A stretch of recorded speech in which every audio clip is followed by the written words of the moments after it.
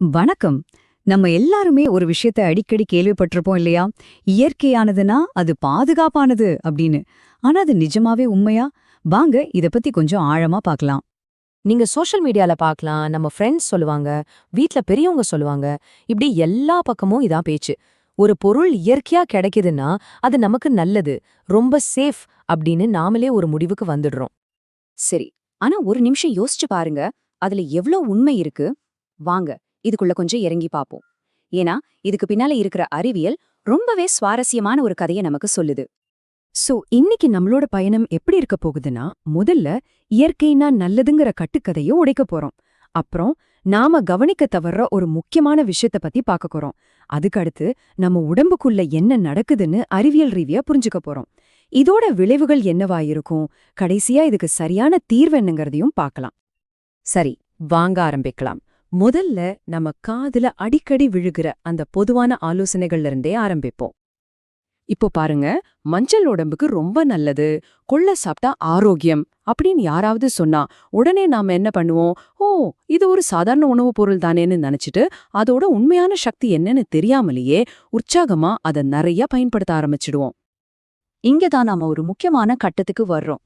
இந்த மாதிரி உரையாடல்கள்ல நம்ம எல்லாருமே ஒரு விஷயத்த சுத்தமா மறந்துடுறோம். அதுக்கு பேரு தான் QQT அறியாமை. என்னடா இது QQTன்னு பாக்குறீங்களா? ரொம்ப சிம்பிள். Qனா குவாலிட்டி, அதாவது தரம். இன்னொரு Qனா குவான்டிட்டி, அதாவது அளவு. கடைசியா Tனா டைம், அதாவது எவ்வளவு காலத்துக்கு அதை எடுத்துக்கிறோம். இந்த மூணு விஷயத்தையும் யோசிக்காம ஒரு பொருளை பயன்படுத்துறது தான் பெரிய தப்பு. கொஞ்சம் சாப்பிட்டா நல்லதுங்கிறதுக்கும் நிறைய சாப்பிட்டா அதுவே ஆபத்துங்கிறதுக்கும் நடுவுல இருக்கிற ஒரு பெரிய இடைவெளி இது. இப்போ இந்த ஸ்லைட பாருங்க, எவ்வளவு சுவாரஸ்யமா இருக்குன்னு. ஒரு பக்கம் நம்மளோட பொதுவான நம்பிக்கை, மஞ்சள் கல்லீரலுக்கு ரொம்ப நல்லது, அதனால எவ்வளவு வேணும்னாலும் சாப்பிடலான்னு நாம நினைக்கிறோம். ஆனா அறிவியல் ரீதியான உண்மை என்ன தெரியுமா? சரியான அளவுல எடுத்துக்கிட்டா அது மருந்து, ஆனா அதுவே அளவு மீறி போனா நஞ்சா மாற வாய்ப்பிருக்கு. சரி, வாங்க அடுத்த கட்டத்துக்கு போலாம். இந்த விஷயம் எப்படி நடக்குதுன்னு பார்க்கலாம். நம்ம உடம்புல இருக்கிற ஒரு பெரிய ஃபில்டர், அதாவது நம்ம கல்லீரலுக்குள்ள நிஜமாவே என்னதான் நடக்குதுன்னு ஒரு எட்டி பார்ப்போம். இதுக்கு பேரு வளர்சிதை மாற்ற தேக்கம். இது ஒரு தெளிவான 3 படி செயல்முறை. முதல்ல, நாம மஞ்சள்ல இருக்கிற குர்குமின் மாதிரி ஒரு இயற்கை பொருளை தேவைக்கு அதிகமா சாப்பிடுறோம். ரெண்டாவதா, நம்ம கல்லீரல்ல இருக்கிற என்சைம்ஸ், அதாவது இந்த நச்சுக்களை உடைக்கிற தொழிலாளிங்க முழுசா பிஸி ஆகிடுறாங்க.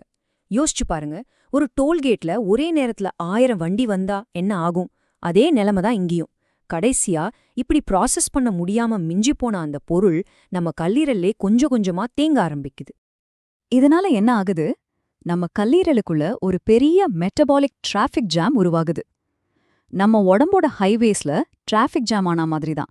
எதுவும் நகர முடியாது, எல்லா வேலையும் நின்னு போயிடும். சரி, இந்த மாதிரியே நம்ம உடம்புக்குள்ளேயே ஒரு டிராஃபிக் ஜாம் ஆகுறதால என்ன விளைவு ஏற்படும்? அதுதான் ஹெப்படோடாக்சிசிட்டி. இது ஒரு அறிவியல் வார்த்தை. எளிமையா சொல்லணும்னா, ரசாயனங்களால நம்ம கல்லீரல் பாதிக்கப்படுறது. பாருங்க, நல்லதுன்னு நினைச்சு நாம சாப்பிட்டா அதே பொருள் இப்ப நம்ம கல்லீரலையே மாட்டிக்கிட்டு அதுவே ஒரு விஷமா மாறிடுது. அப்போ இதுக்கு என்னதான் தீர்வு? இயற்கை வைத்தியத்தையே விட்டுடணுமா? இல்லவே இல்ல. இந்த அறிவை வச்சுக்கிட்டு நம்ம எப்படி இன்னும் புத்திசாலித்தனமா முடிவெடுக்கலான்னு பார்க்கலாம் வாங்க. இங்கிருந்து நாம எடுத்துக்க வேண்டிய முக்கியமான பாடம் என்னன்னா, பயம் கிடையாது, அறிவியல் மேல ஒரு மரியாதை.